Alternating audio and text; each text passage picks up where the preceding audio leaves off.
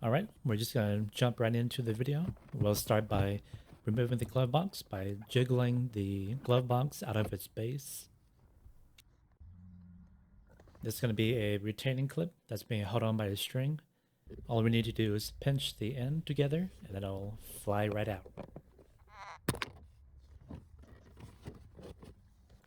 Then we'll tackle this lower trim by pulling down.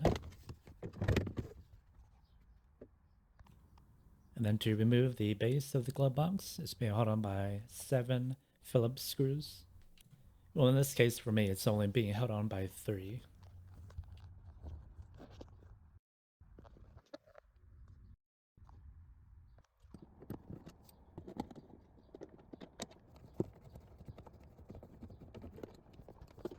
Once you removed all your screws, this can be the side panel that we need to take off, and then we can remove the base.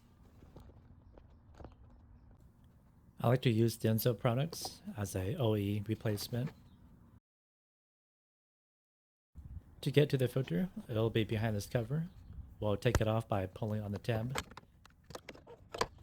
Depending on how dusty or dirty your environment is, you may want to replace your filter every 15,000 or so miles.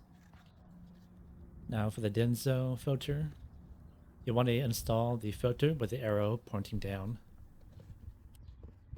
And unlike the filter I pulled out originally, it was a Wix filter compared to this Denso one. This Denso one just had a better fit.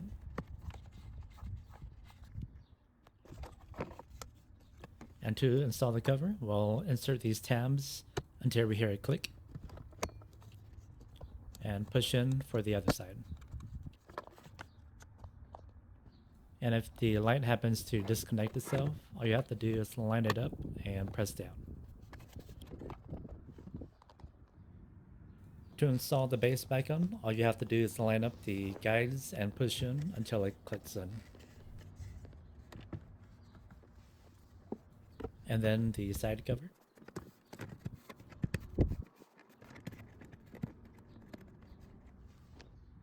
Then install all the screws back in.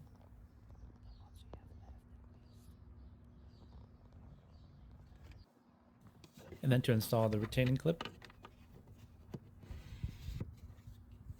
just line it up and press in.